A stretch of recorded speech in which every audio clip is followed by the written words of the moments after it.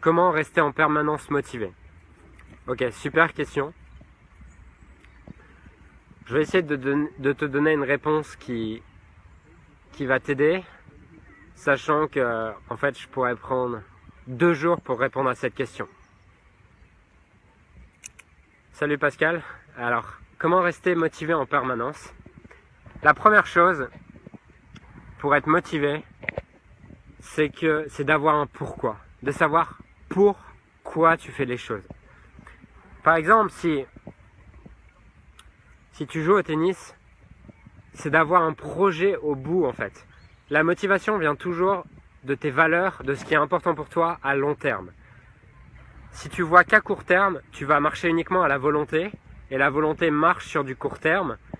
Bien sûr qu'il faut de la volonté, par exemple pour aller se lever à 5 heures du matin et pour aller t'entraîner physiquement par exemple. Oui, ça c'est de la volonté. Mais la volonté, tu vas l'alimenter uniquement à travers un projet à long terme qui te touche, à travers quelque chose vraiment qui est dans tes tripes. Il faut que tu saches pourquoi tu joues au tennis.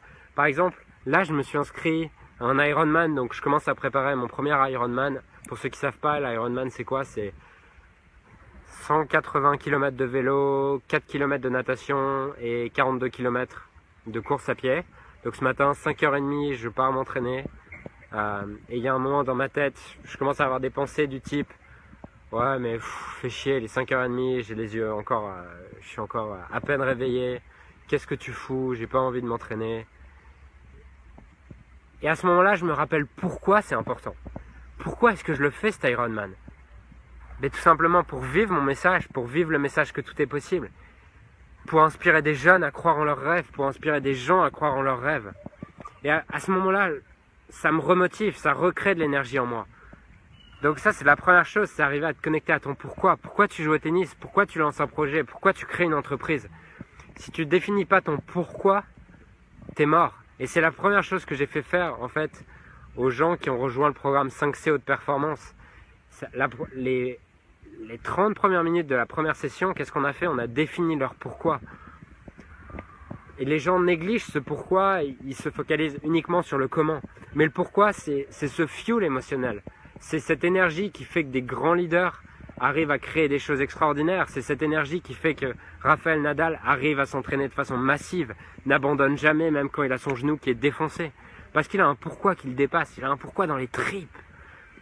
Et tant que tu ne trouves pas ce pourquoi, ça doit être plus fort que toi. Tu dois avoir un pourquoi qui te donne le matin une envie de te lever. Et c'est plus fort que toi. Il faut que tu te lèves pour aller vivre cette chose. Et tu vois, quand tu as de la volonté, tu es obligé de pousser. Alors que quand tu as un pourquoi qui te dépasse, c'est ce pourquoi qui te pousse. Ok? Donc c'était vraiment la première clé, c'est arriver à trouver un pourquoi qui te dépasse, qui te donne envie de te dépasser, qui te prenne dans les tripes et qui te donne envie de tout donner. Ça, c'était la première clé que je voulais donner par rapport à comment rester motivé totalement. La deuxième clé, c'est d'avoir des triggers, en fait, d'avoir des déclencheurs qui te permettent de recréer la motivation en quelques instants. Est-ce qu'il y a des moments où je suis démotivé? Oui. Est-ce qu'il y a des moments où j'ai envie de juste me reposer? Oui. Pourquoi est-ce que je le fais pas? Tout simplement parce que... Salut Thibaut, salut Lilian. Pourquoi est-ce que je le fais pas? Tout simplement parce que je me connais assez pour savoir ce qui déclenche la motivation. Aujourd'hui, sur mon portable, j'ai toute une playlist de speech, de motivation d'Américains qui m'inspirent et j'ai juste à l'écouter pour faire renaître le feu à l'intérieur de moi. Et c'est vraiment important d'arriver à se connaître, d'arriver à trouver les clés en toi qui vont te permettre, même le jour où tu n'as pas envie de te battre, même le jour où tu n'as pas envie, d'arriver à recréer l'énergie. Ensuite, il y a différentes stratégies autour de l'ancrage, des stratégies qui vont en plus venir des neurosciences, de la programmation neurolinguistique, et ça, je peux pas les expliquer ici puisque ça prendrait trop de temps. Si vous êtes intéressé par ça, envoyez-moi un message privé pour le programme 5C Haute Performance, dans lequel je donne aux participants des ancrages, des choses où ils vont en quelques secondes pouvoir se remotiver massivement en quelques secondes.